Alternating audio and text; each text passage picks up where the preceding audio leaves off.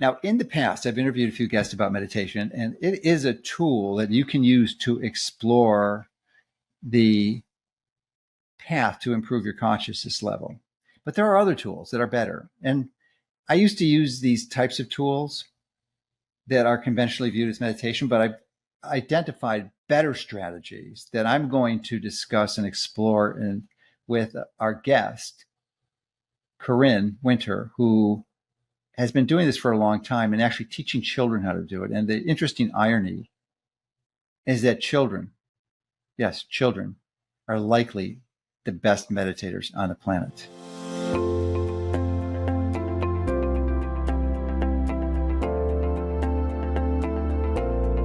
I worked at Islip for about a decade, and I saw that a lot of our students were really dysregulated. So they had an inability to manage their stress.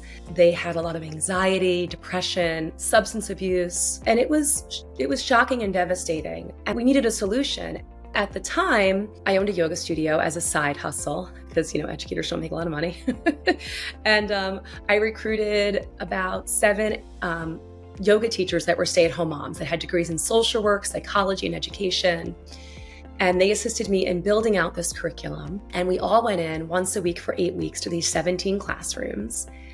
And at the end, we had 500 students quietly meditating in a field. And it was unbelievable. It was the most moving day of my life. It was life-changing. And I knew that that's what I wanted to do. I think our children just in general need more joy. And also children have so many mirroring neurons. They have around twice as many mirroring neurons that I have, right? And that you have. And so they learn from our behavior. So if a teacher is dysregulated, they're going to pick up on that and they're going to be dysregulated. The number one thing you can do to teach mindfulness to children is just to learn it yourself, because they're picking up on their parents and their emotional state and their well-being.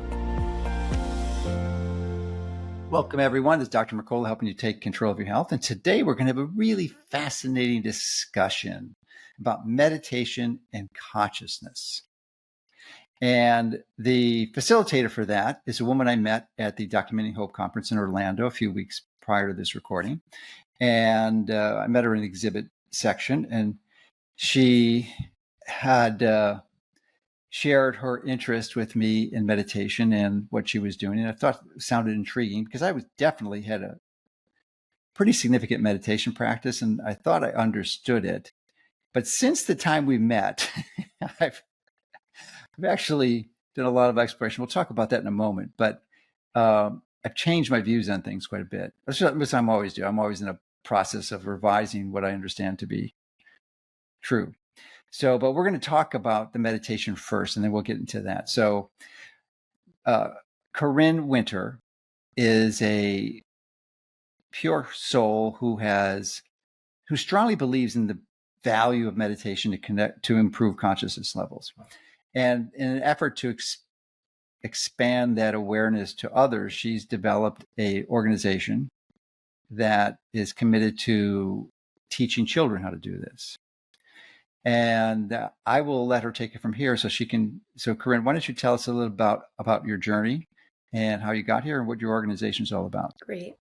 Thank you, Dr. Mercola. It's my pleasure to be here. It's an honor, truly. I've admired you for a very long time, and I love the work that you do in the world. You're one of my all-time heroes. So thank you for having me. So hi, everyone. I'm Carin Winter, the founder of Mission B, and we're a nonprofit that brings mindfulness into schools and organizations, but primarily schools. I founded the organization in 2013, and I was a social worker at the time in Islip High School. And I had been working with adolescents by then about 14 years. I started off as a social worker, working in the foster care system, with youth that were considered hard to place in group homes and residential treatment centers. I had done some clinical work under a psychologist and a clinical social worker. And then I worked at Islip for about a decade, and I saw that a lot of our students were really dysregulated. So they had an inability to manage their stress. They had a lot of anxiety, depression, substance abuse. We had really an epidemic of heroin go through our school. And it was shocking and devastating. And we needed a solution. And as a school social worker, I would see around 120 students a year, um, which there was 1,200 students in the building. So about 10% of them were getting social work counseling. And then the other 90% weren't really getting any mental health support unless they were getting it outside of the building. Also, we were implementing curriculum through the health classes, and our district did the best to bring in good curriculum. But I just wasn't personally satisfied with it. I didn't think that we were teaching the children the skills to self-regulate. Mhm, mhm. So I started a pilot in our high school, and it was voluntary. And 56% of our students signed up voluntarily to participate in this program as an alternative to phys ed twice a week for 8 weeks. And we collected some data at the end, and it was phenomenal. The students loved the program. They had reductions in stress, reductions in anxiety, and they really enjoyed themselves. So after launching that pilot, I started working with the elementary schools in my district, although I was not assigned to them. And I asked my principal if I could leave every Friday from 12 to 3 and teach meditation. So one of my friends was a teacher over in the elementary school, and she's like, my kids are so stressed. You have to come help me out. So I went over there for a few Fridays in a row, and within a month, I had 17 requests from elementary school teachers to go in their classrooms. Mhm. So at the time, I owned a yoga studio as a side hustle because, educators don't make a lot of money. And I recruited about 7 yoga teachers that were stay-at-home moms that had degrees in social work, psychology, and education. And they assisted me in building out this curriculum. And we all went in once a week for 8 weeks to these 17 classrooms. And at the end, we had 500 students quietly meditating in a field. And it was unbelievable. It was the most moving day of my life. It was life-changing. And I knew that that's what I wanted to do rather than stay as a school social worker. And Dr. Mercola, if it's okay with you, I could share a photograph from that day. Would you like to see a Sure, yeah, photograph of that day? please Because do. there's nothing that tells this story better than this picture. I feel like it's better than most data. Yes, So, indeed. yeah, if you look here, you can see all of these children meditating, and you can see their faces, their posture. Like they are actually sitting and doing a mindfulness practice. Thank you for sharing that photo. Uh, I'm really curious as to the average age of the children you were teaching this, because it's a big part of the discussion I want to have with you. That's a very large part of it, actually, because I thought they were the children, the age of the children in the photo you just shared was probably 10, in that range somewhere, give or take a year or two. Is that accurate? Yeah, those children in that particular photo were around third through fifth grade. Um, Okay. we And what's the age of that? Seven? yeah, around 7 to 10. Okay, 7 and 10. 8 to All right. So, 10-ish. because there's a big difference between that and the adolescents that really I wouldn't classify as children at all, that are really mini adults who you Yes. were addressing in high school. Different physiology, entirely different set of Correct. circumstances. Yeah, we have 2 separate curriculums, one for middle and high school, and then another one for elementary. And within each curriculum, it's tiered for academic learning. And yeah, Okay. All right. So thank you for the clarification. I'll let you continue with your journey. yeah, no problem. Yeah, so we started this pilot, and then actually Fox did a special on my nonprofit, and it aired nationally. And we got calls from all over the country, from Wyoming to Kansas, but primarily we got a lot of calls locally. And so I was working full time at the school, and I started implementing with my volunteers in different school districts, and it became to be a lot of too much work. So I took a 1 year leave of absence from Islip. I moved out to Silicon Valley because apparently that's the place to start for startups. I actually moved Mhm. into a startup house. It was supposed to be women, middle-aged women working on humanitarian projects, but 90% of them dropped out. So they moved me 2 days before into a house with startup entrepreneurs, guys in their early 20s. So I was turning Mhm. 40 that year. So I was living in a unique environment. We were living in the Castro in San Francisco, which I absolutely loved. It was really fun. And I learned so much from these young men about how to build a business plan, how to create a Mhm. digital application, how to use Amazon Calculator. And so I spent the whole summer in basically a boot camp learning how to start a nonprofit. And it was spectacular. And so from there, we stayed in New York, and I basically was bi-coastal for 6 years. And we started implementing in some of the highest performing Silicon Valley schools and some of the lowest performing schools in the Bay Area as well. But schools like Menlo Atherton, which we're still in, over at Sequoia Healthcare District, we serve a lot of schools within that district, as well as Mountain View and Los Altos, which is where like all of the big tech companies are located. And we're still in those schools today. We've been with Mountain View and Los Altos for a while, and we do that through grant funding. And then we still implement it in New York. So right now, like on this day particular, we're in 26 schools this semester in New York, and we're impacting 10 schools in California where we're providing direct services. So we're actually going into the schools once a week for a number of weeks. It varies between the district and their budget. And we're implementing a mindfulness curriculum. So do you have any questions? Or I could share with you what the curriculum includes if you're interested in that. Sure, that would be great. Okay, cool. So our content essentially is based on evidence-based practices like breath, movement, visualizations, affirmations, sharing circles, and silent seated breath. And so when we go into a classroom, we're there for approximately 40 minutes. We start the students, and it changes based on their learning level and their grade level. But we have a bit of a rhythm to how we provide the program. And it's very interactive and it's very fun. So we'll start with some movement, like some gentle stretching. We don't have to rearrange the room. The kids will stand right next to their chairs. And they'll do some gentle movements for maybe like 4 or 5 minutes. Then they'll sit back down. We'll do about a 4 or 5 minute guided mindfulness practice. Now, if they're in kindergarten and they're restless, we might be doing 2 minutes. Mm-hmm. After that, everyone stands and we do a circle share. So we get around the circle and everyone shares how they're feeling or something they're grateful for or one thing they love about themselves. It depends on the topic. Then they sit back down and we introduce a topic. So let's say the topic is gratitude. We'll introduce the concept. We'll talk about some of the scientific benefits of being grateful. We'll share some data that's age appropriate. And then we'll have them engage in an activity. So now they'll get into like a big circle and share something they're grateful for about their family or school or their general life. That particular lesson that I'm using as an example also includes an art project. So the students it's called the Gratitude Sun. So we make a giant sun and we take strips of paper and every child writes what they're grateful for. And then we post it in the classroom.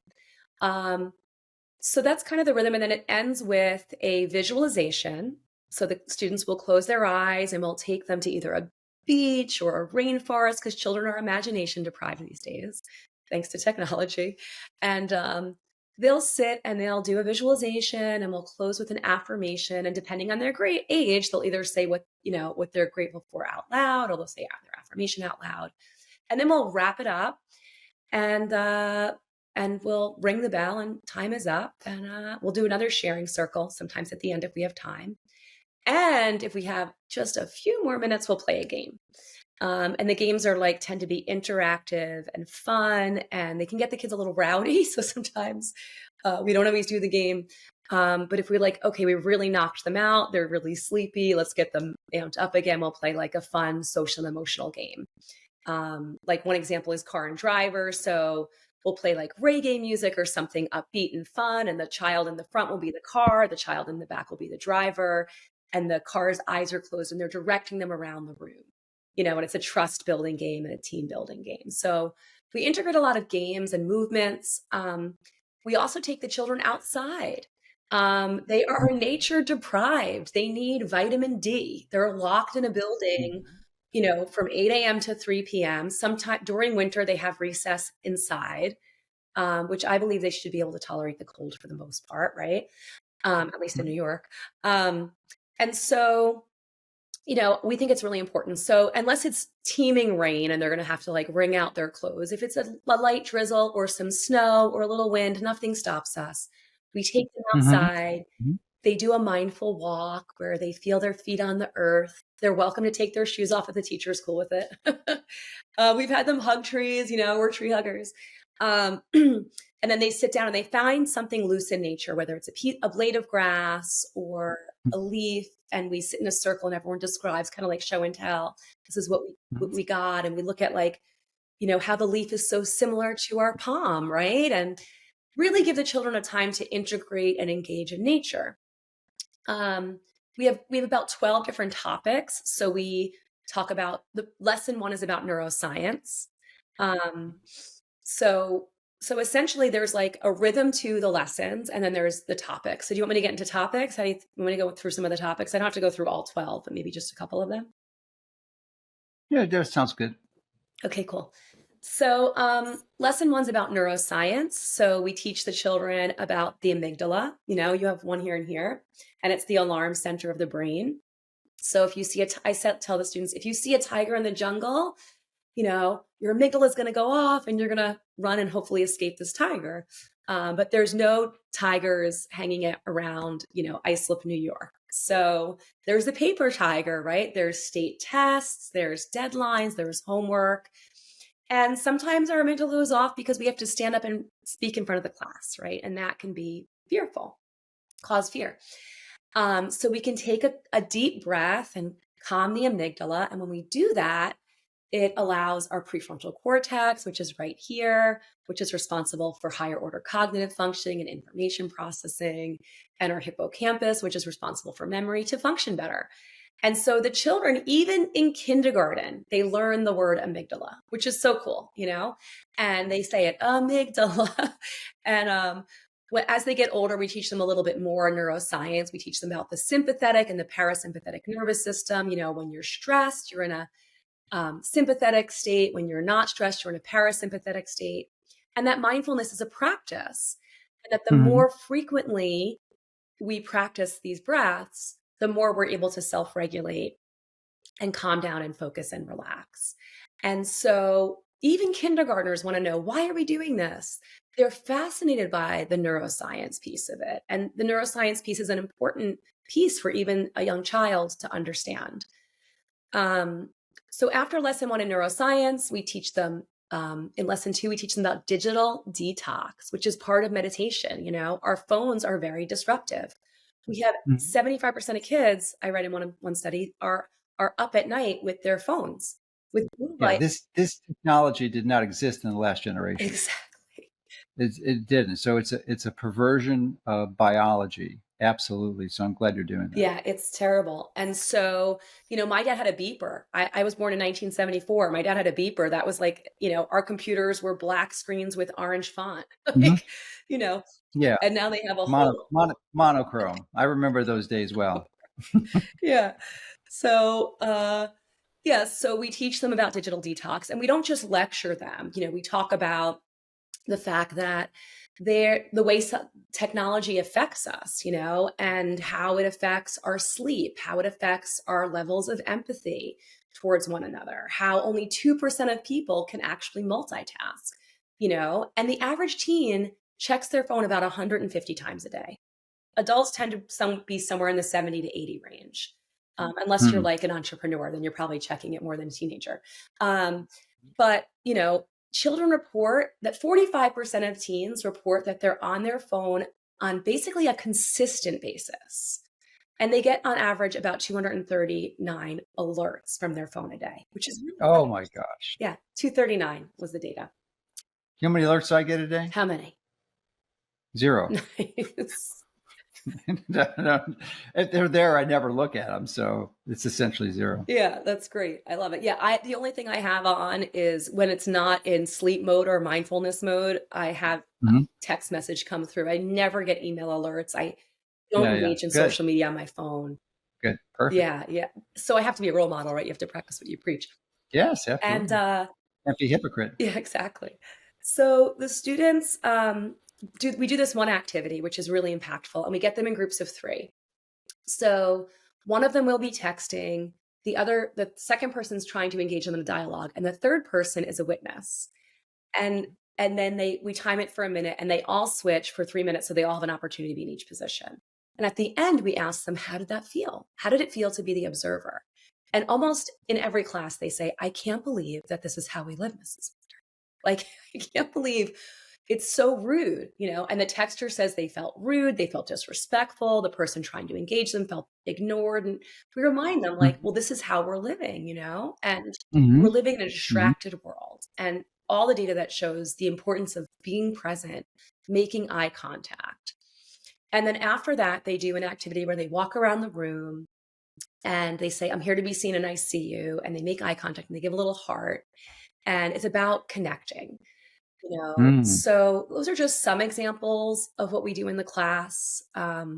We teach about compassion and empathy and vulnerability. We have the students engage in activities where they share, and this is with the upper grade level, like what's something difficult that's happening in your life, like rose, thorn, bud, like something that's blooming, that's positive, something that you're going through that's difficult, and something that they're working on. So they do these activities that require vulnerability. So we teach about like Brene Brown's work and being vulnerable, and that how when we're vulnerable, it sparks empathy in another person. It sparks compassion. And so it's really important that the students get to know one another beyond the surface of how they look or how they dress or what part of town they're from. And that practice of empathy and compassion helps reduce racism, helps bring a sense of compassion, understanding to one another. So we're really keen on, circle sharing, to help students be more loving and compassionate to one another. And then at the end of the 12 weeks, because I don't want to go through all 12 lessons because it'll be too much, Yeah, but sure. at the end of the Sure. 12 weeks, they learn how to be altruistic, Mhm. and our program is secular. So you won't find, even though sometimes when I teach yoga, I might use different language, but you won't find Sanskrit or anything that's going to be considered somewhat controversial in a school. We scale into public schools, Catholic schools, Christian schools. Mhm. We've impacted 28 states and 11 countries digitally. We haven't traveled to all these countries. Um, so our program has to be acceptable for people of all beliefs, and all school systems. So it's really non-controversial. Yeah. Well, that is fantastic. I'm Yeah. just so delighted you're committed to spreading that type of education around because it's desperately needed. There's no question about it. Now, I alluded to earlier in the introduction that my life has taken quite a dramatic turn since we met in Orlando. Um, I've actually been invited to write a book because of my interest in health that will likely be, and it'll be published in the next 6 months. And it focuses on the integration of consciousness and biology. I'm pretty well studied in biology, at least optimization of biology. But consciousness was always a mystery to me until I encountered a mentor. And so I've been exploring this deeply. And I actually had a very deep discussion for a considerable amount of time earlier this morning prior to our conversation about this topic because it's been fascinating. And personally, I viewed meditation as a powerful discipline. But actually, before I'm going to put a halt on my sharing because there was one other question I wanted to ask you because it's going to help me refine my responses somewhat. I'm really curious because I didn't ask for it, but you didn't provide a specific or expanded details of the type of meditation you were teaching in your program. Mm-hmm. Yeah. So that's a great question. I was going to actually guide you through one of our practices, if that's okay, so you can experience it. No, we don't want to do that. Oh, no? Okay. For reasons I'll go into in a moment. Okay. So essentially what we do is we teach mindful breathing. We have the Mm-hmm. students sit and we do a variety of different breaths. So one breath is called the ocean breath. So the children will close their eyes. They will sit back, roll their shoulders back and down, sit up nice and straight. And they'll take a deep breath into their belly, feel their belly, lungs, and chest rise. And exhale, feel their chest, lungs, and belly fall. And the breath is in and out of the nose. So it's self-regulating, it's calming, it's soothing. And then we'll do this breath for like maybe 3 or 4 minutes, we can do up to 12 minutes. The issue is we don't have a lot of time to do we don't Mm-hmm. do like a 20-minute seated practice. Okay, I've perfect. experimented with Yeah. that. It wasn't super welcomed in the school districts. Yeah, that I know makes that like sense. Makes TM, sense. You have to be pragmatic. yeah, so it's more pragmatic. Yeah. And so we teach the students, like, this is a breath that you can use while you're sitting before a Hmm. test, Hmm. while you're, when you ask someone on your first date, when you're at a job interview. This is very Hmm. tangible, usable breathing practices that you can utilize, but you can also do it in the morning. And we encourage them to do a seated practice every morning for 4 to 8 to 12 minutes, or 20 if they've been working with us. If we're with them for 8 weeks, I mean, there was one school that we had a 36-week program. So we were there the entire school year. So for those students, we can go deeper with them. We can do a longer practice. But if we're only there for 4 weeks, we're not going to have them do a long practice, because even a grown adult needs time to build up to a longer practice. The other thing we do is we give them focal points. So we might say, close your eyes, or there's maybe 1 or 2 students in a class that have a difficult time closing their eyes, so they can put an object on their desk, whether it's a fake flower or like a little thing like this little turtle. They'll put something on the desk that they can focus on and keep their eyes open. We never force the children to close their eyes because we want to be trauma sensitive to that. Another thing we do a variety of other breaths, such as the 5 and 5 breath, which is a normalizing breath. Oh, okay. That's good enough. I don't really need to get into all the specifics. I just wanted a general idea of what you're doing, and that was more than sufficient to answer my question. So thank you. Sure thing. So let me continue with my explanation, because I've admired and respected meditation considerably, and had developed a practice that was pretty advanced. I would use a brainwave entrainment technology called NewCalm, and range to the point where, because of my sleeping patterns, I would be meditating for, the lowest point was an hour, but typically go up to 2 hours. Oh, wow. On a regular basis. And, but as I mentioned earlier, so that was my experience. I was a big fan, and this was my current practice when I met you, which is why I was so enthralled with diving deep on this. But since I met you, I've taken a tangent and learned deeply about this. And I was invited to write this book because of my expertise in biology. And what I've come to learn by writing it, and I didn't realize at the time, this is a recent epiphany, really important epiphany, because I think the intention of your practices, and many of them are spectacular. I applaud what you're doing, and they're absolutely necessary. But I strongly believe, and I'm absolutely convinced that it could do even better with some tweaking. And I'm going to review why I think that is, and hopefully it's something you'll consider. But what I've learned is that when your biology is optimized, and yours is, I sense you're a really healthy woman. And I use the NewCalm app. That really is the, I'm sorry? I use the NewCalm app. Yeah. I'm not using it anymore. Oh, you're not? Okay. I'm not using. I abandoned it, and I think the NewCalm app, if you're going to use an app, it's one of the best. But one thing we did. I think there's better strategies. Mm-hmm. Does it help? Probably, but why would you do something when there's something that's far more effective? I mean, exponentially more effective, which is what I've stumbled upon. And I thought we were going to talk about NewCalm, but there's no reason to. That's okay. From my point. So when you optimize biology, you radically improve your body's ability, your biology, to connect to consciousness. That's why you're so good at this, because you're healthy. People who are not healthy lose this ability. And this is one of the reasons you're seeing this devolution in the youth of this country, because their health is so seriously jeopardized for such a wide variety of reasons. And I really don't have time to go into that now, but their health has declined dramatically.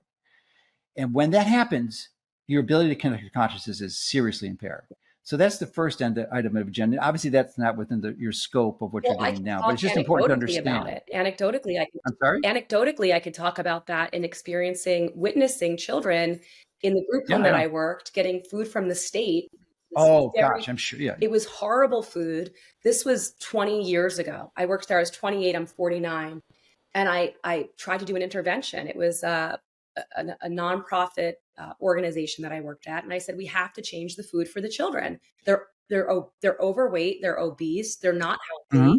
We're not requiring them to exercise, and they're lethargic. Not to mention that the majority of the kids in the group homes were taking a plethora of psychiatric drugs. They were giving these kids, which only compounds the problem. What's that? Absolutely.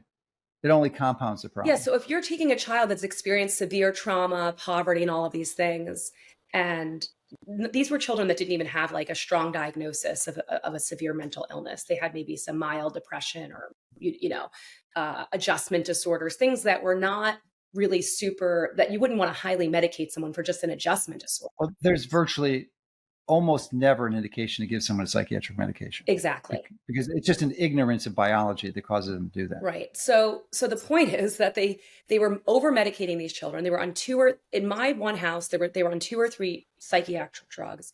And then on top of that, they were giving them the worst food on the planet.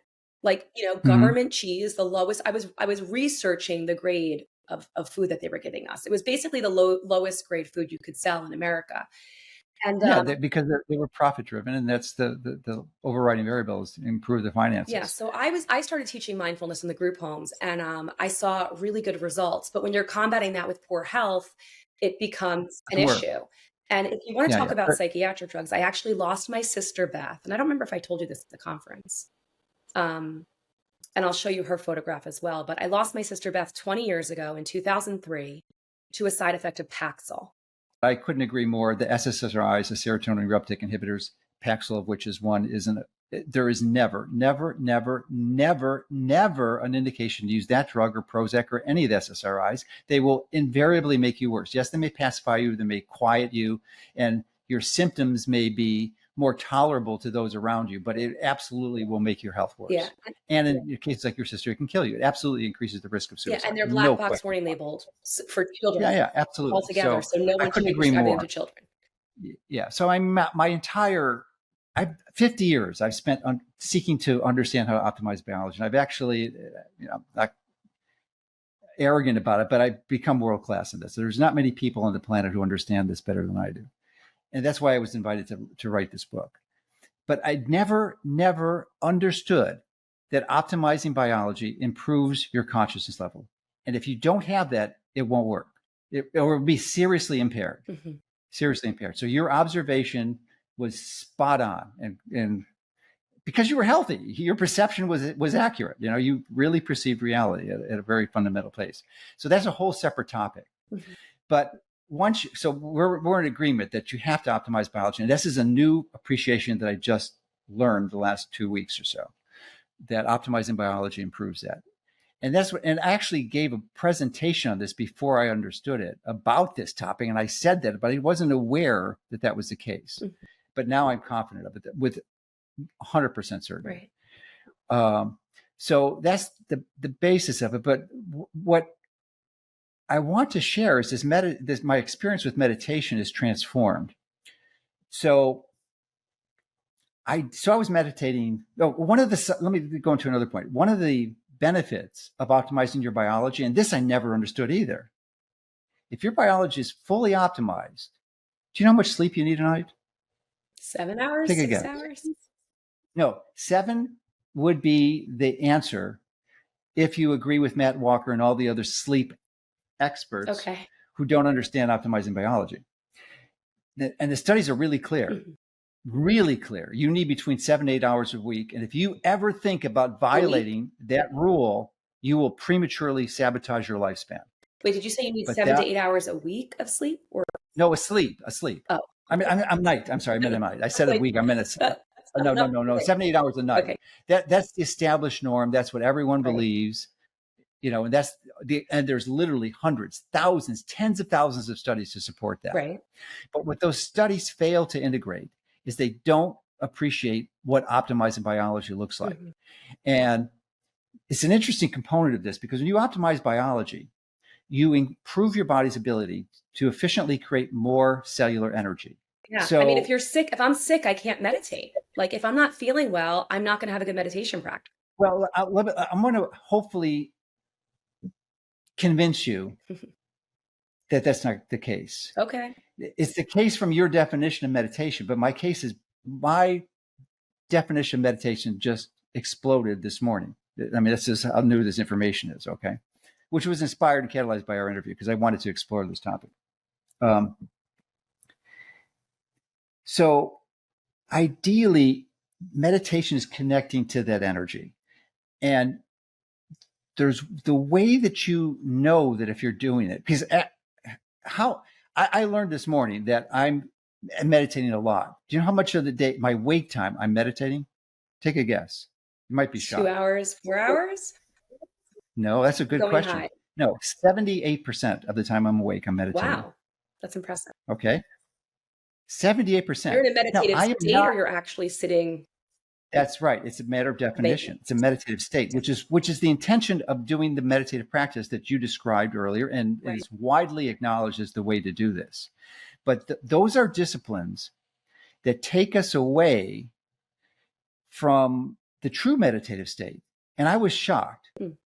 And I think you'll be able to confirm this because of your exposure to all these children that you're teaching. And you even alluded to it earlier in your conversation, that the ultimate, it almost brings me to tears.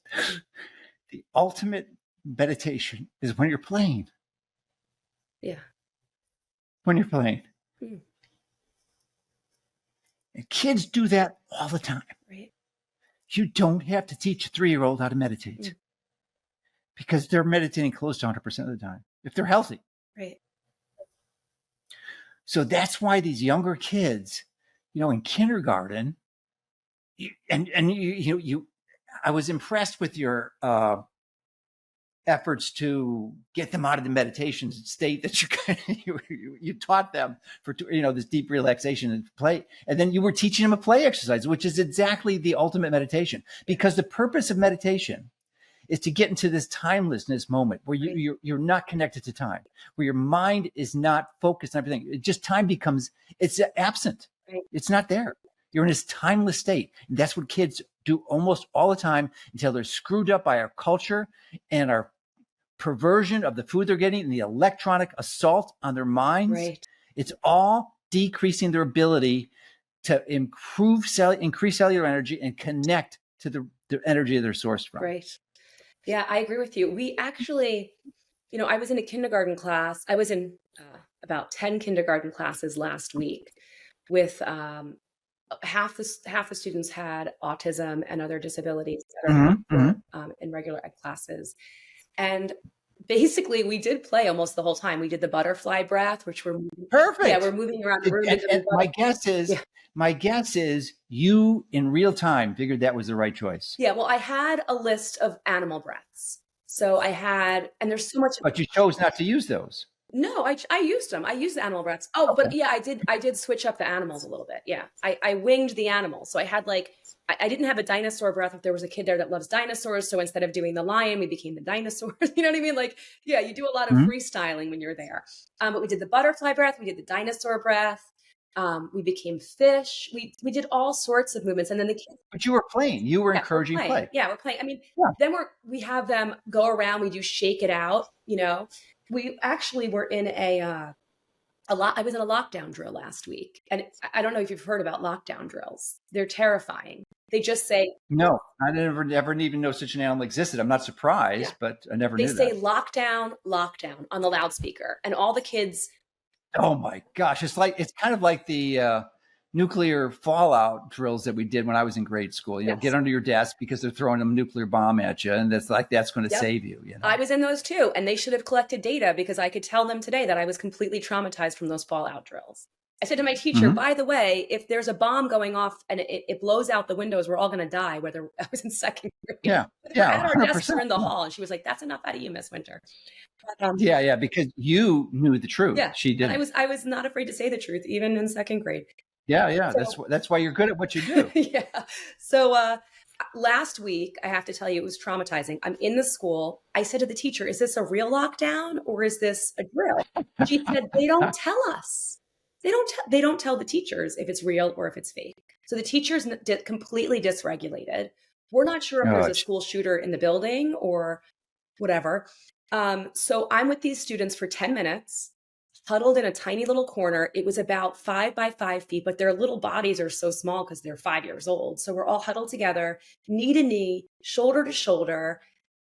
I was holding back tears because not that I was afraid for my own life, which I guess part of me probably was, but the terror that they experienced during during that lockdown drill was horrific.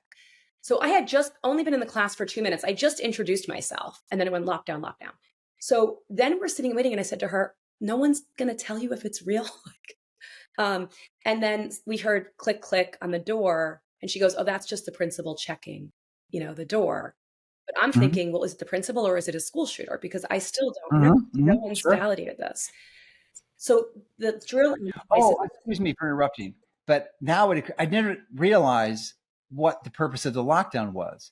I just immediately thought it was related to COVID, but no, you're referring to school shooters. It just occurred to me. Yes, school shooters. Is that correct? Yeah. Okay, I didn't realize that. Which we do have to do prevention, and we do, so it was just terrifying. So now the kids are completely dysregulated. And I said, we're not going to get out of this corner. We're going to sit here and we're going to do some breathing. I showed them some breaths. We came back over and I said, forget breathing. We're going to play. Yeah, you did it. I did it. Yeah. I turned on Bob Marley and we did Shake It Out, which is like somatic work. We did our right arm, like the hokey pokey, and our left arm and our other arm. And then we did the lion, that was the perfect thing to do. Yeah, that was perfect. Yeah, because perfect. Yeah, so we did yelling. And I didn't care if anyone heard lions yelling. I love the lion breath. We did yelling. We did Shake It Out. We ran around. We became sharks. We were shark hunting. We did all of these animal movements, and then we got in circles and we shared how we felt. And then I did some breathing. And then one girl said, I still feel anxious. So we did some more movement breaths, like Qigong style. Yeah, sure. Moving the energy. We shook it out again. And then finally, it was the most movement-based class I'd ever taught, which in every single class, we do movement and games usually. But the point is, all I did for 40 minutes was recover them from the lockdown drill, and so they definitely need play and they need to go outside. They need to play. They need to 100%. You nailed it. That's why many of the things you're doing existing are just what they absolutely need. There's no question about it. I have no recommendation other than to continue that. But the concern is establishing a breathing or meditation practice. And there's no question that meditation does provide some physiological benefits. And I've concluded that the editor had done this for a long time and actually done some measurements, that one of the primary benefits physiologically is that it increases your CO2 levels. And interestingly, when you optimize your biology, you create more carbon dioxide if you're doing it correctly, and which radically improves your biology and ability to connect to energy. So, but the thing is, you don't necessarily need meditation to do that. There's other ways to increase the CO2 level. Right. And the breathing and these rigid rule-based, not necessarily rule-based, but disciplines to get to free the mind is so unnecessary in kids. It's just like the exact thing that they don't need. They just need to do and be encouraged to do what you just did with them. Yeah. To facilitate their ability to go timeless and to play. Yeah. That's the solution. Right. And if they could do that more, improve their health and biology and do the play, they could be meditating 50, 70% of the day. Correct. Yeah. And it's integrative mindfulness. So in week 4, we teach mindful actions, and mindful actions is all about integrative mindfulness. And we talk about that mindfulness isn't just, we talk about this in week 1 as well, about integrative mindfulness, but we get deeper into it in week 4. And we say that mindfulness is 24/7. That's the quote that in our curriculum. It's 24/7. It's how you treat other people. It's how you speak. It's how you eat. It's how you move through the hallway. It's embodiment. So it's all about embodiment. I did a one-on-one last week with someone at a school, a teacher, and I talked to her about that. It's like, it's the same thing as me being a psychotherapist. Like when I used to see people for 45 minutes a week, that's not going to change their entire week. I'm not that amazing. It's going to help them a little bit, right? It's going to help them reset their consciousness, rethink their thoughts, reframe, whatever, the cognitive behavioral techniques. However, you need it to be integrative, and it's how you move through the day. Are you running through the hallway? Are you tense? So her assignment is to wash dishes mindfully and to do laundry mindfully, because she didn't like dishes and laundry. So I don't really like them either, And so when we have an aversion to something, when we're doing anything that's unpleasant, that we don't like, it causes stress. Joy happens from doing things we love. So children are not going to be stressed when they're playing, because playing is fun. They're going to be stressed when they're sitting in a class, locked in a chair that's sometimes glued to their desk, where they can't they can't move and they're stuck. So of course they need the meditation for those moments when they feel trapped or Well, meditation and need the not breathing. the breathing, or just a change, a shift in consciousness or perception to do that. Yeah, a shift in I consciousness. couldn't agree more. Yeah, so they need the mindfulness practice like the breathing because they don't have autonomy over what they're going to do with their day unless they're at like a Montessori school or a more progressive Mhm. school where they have the ability to go do what they like and what they enjoy. But in a regular traditional school setting, they're sitting and they're listening to a lot of lecture, and so many of these teachers are wonderful teachers, but it's just the school system in of itself isn't designed for fun. And so it's really important that they learn to do the breath while they're sitting there, maybe not so satisfied, and then also to play. And so we actually last year rewrote our curriculum for the younger students to integrate more games. I spent days with staff at my Yeah. house. Actually, my team came together and we worked on rewriting some of the content to make it more fun. And it's like us, like you're never stressed when you're out with your friends or you're at the best concert No, of your no, life, absolutely. you know? So absolutely. So I think it's important to bring a distinction or redefinition of play, because most of us think of play, we think of kids playing around, which is what you're describing. And that's great, but we can do it as adults. Every one of us need to do that. And the reason it's so valuable is one of the primary reason we were put on this planet is to create, Mhm. but not just to create with joy, which you just referenced, to integrate both of those. And when you're doing that, you're playing. Yeah. You are playing. And you can heighten your sense of consciousness. Like I also, I've trained lawyers and graduate students and all sorts of people in Mhm. these practices. And I say to them, there's an ROI. Like some of my Mhm. mindfulness practices have been the most, have given me ideas that have dropped into my Mhm. consciousness because those ideas were just waiting to be birthed. They're out there in the ethos, you have to just tune in to Right. consciousness to Absolutely. access those ideas. So I've had ideas about, having an event and the event, like I Mhm. had an idea once, throw your friend a birthday party. And I was like, in my meditation, I said, how is that going to help Mission B? So I threw him a birthday party. And out of that event, I met somebody who gave me a huge donation and someone else who gave me a big one. I added up the math from that idea that dropped into my consciousness and I raised like 170,000, which is like, was half our budget or is about half our budget because we're not Mhm. like a huge charity. And so these lawyers said to me once, well, what's the ROI if I give to your charity? I said, there is no ROI. Your ROI is good karma. I don't know what to tell you. It's, but you get these creative ideas and it increases your productivity, when you're conscious because you're tuning into something greater than yourself, whatever. And there's another way you can do that, though, too, that enhance that and be synergistic with that strategy. And you're doing it already, because clearly one of the most powerful strategies is to trust yourself. Yeah. To trust yourself. And when you do this on a regular basis, you will get these downloads, which you got Yeah. for clearly, and clearly, and you can do it in meditation, or you can do it more directly and pretty much continuously throughout the day. Mm-hmm. Yeah, you can tune in at To every refine it. moment. Like every moment's really an Right. opportunity to tune into higher consciousness. And then you could find yourself, like Eckhart Tolle talks about, like walking around in this blissful conscious state where you're Yeah, tuning which we're into, designed to be.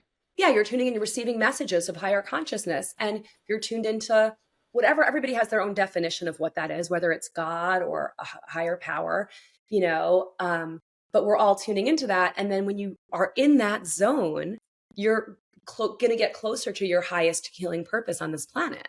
Because I Yes. believe in like angels and God, and I think that they're speaking to me through my meditation and they're Yeah. helping direct I my think path. I think that's accurate. I think you're accurate, 100%. Yeah, I had the kids once in fourth grade. I had just started Mission B. I was working in an elementary school, and it was the district I was still employed by them.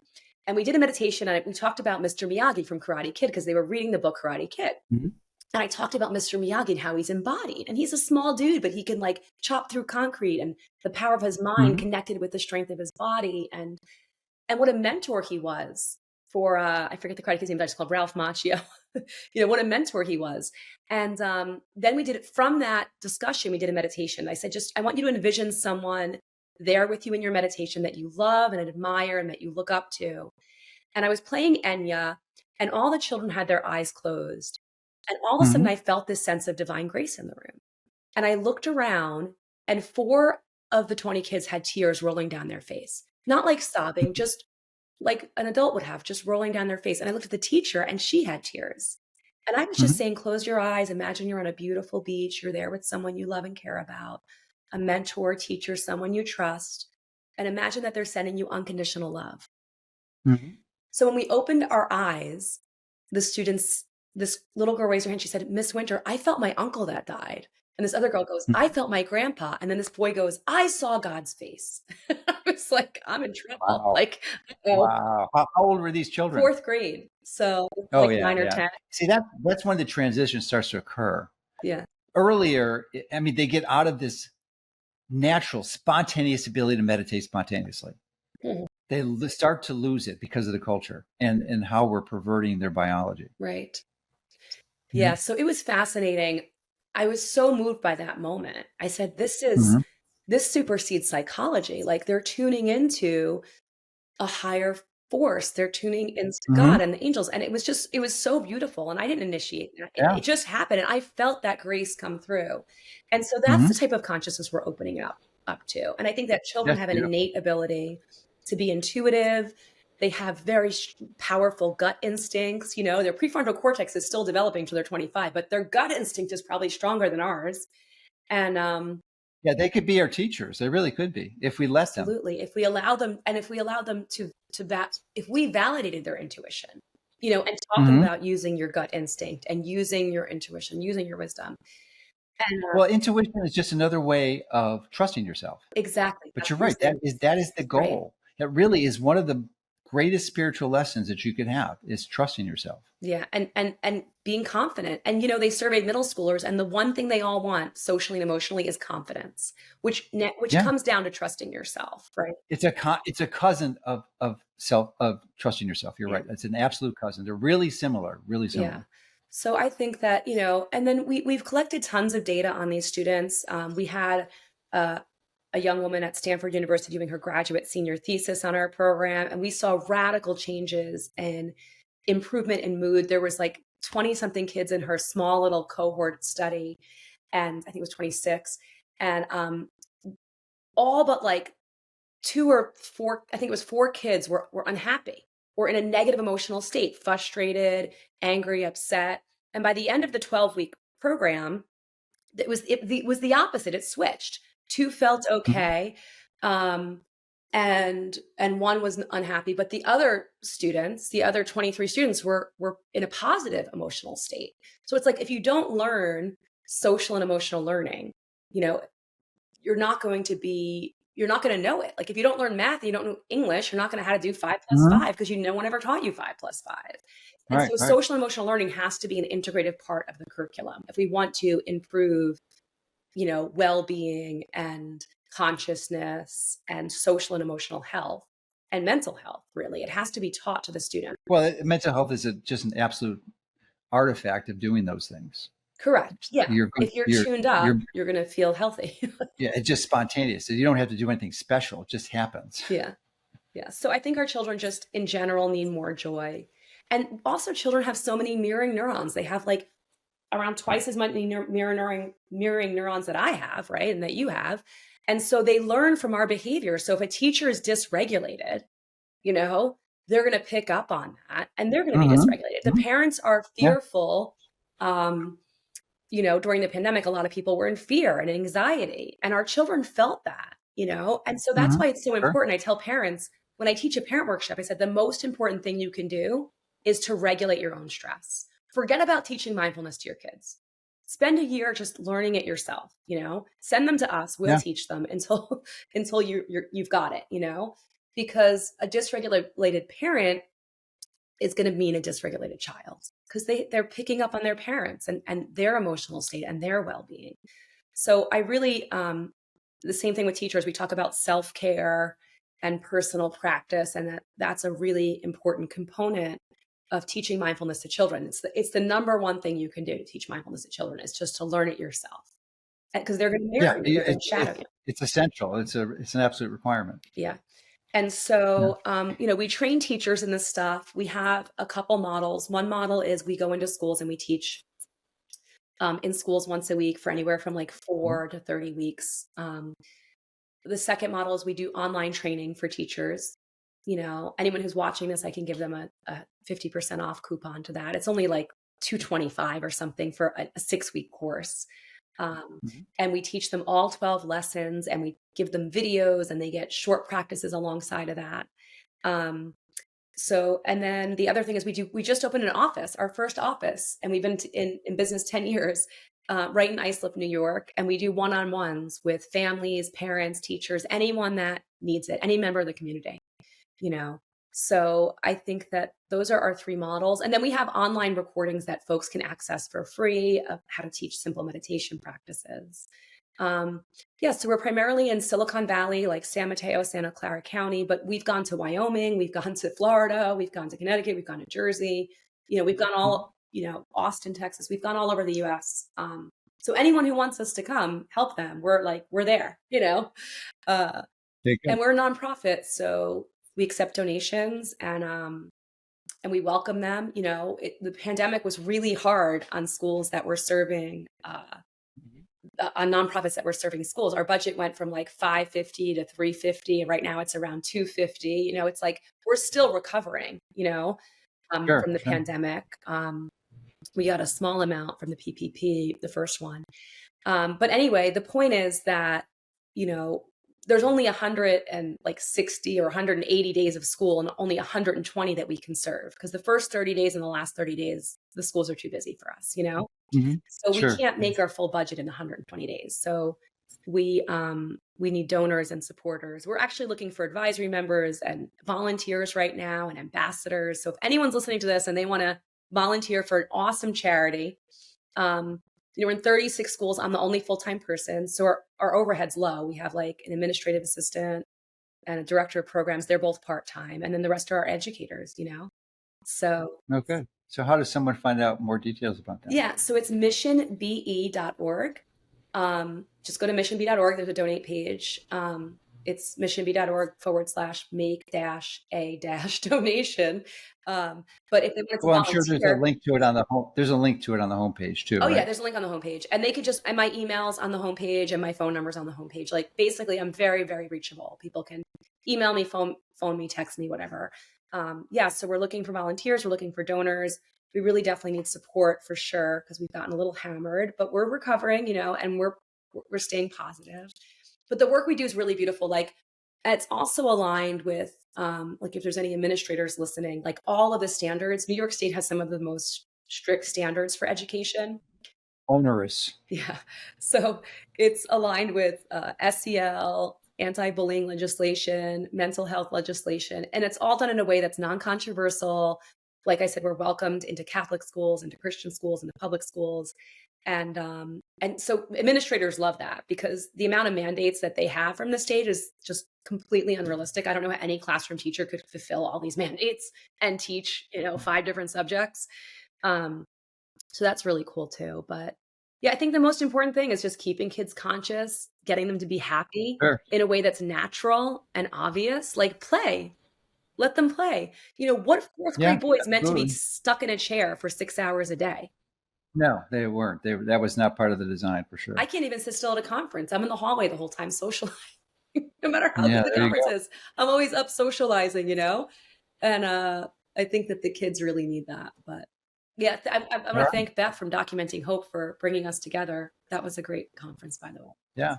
So I want to applaud your efforts for so many things, for optimizing your biology first. It allowed you to radically improve your spiritual journey for sure, and ultimately lead to a relatively refined ability to trust yourself and have the self-confidence and awareness to make a lot of these good choices you're doing. And really applaud you also your efforts to share this information with a larger audience. So great work.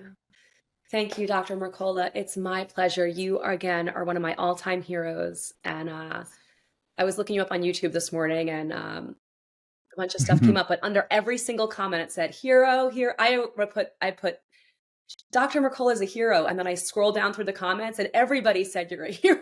Like there was one that was just so beautiful. You're loved by so many people. It's an honor, and I'm so grateful for your time and for this interview and giving me the time to share about my nonprofit mission. Well, it's important. It's an important topic, and as I mentioned earlier, it's a massive fascination that I'm currently investing large amounts of my awake time into. So Yeah. I didn't know that I would dialogue about like this when I initially invited you. I thought we were going to really have a quite different discussion, but things change. That's one thing you can count about with me is things change as I learn new information.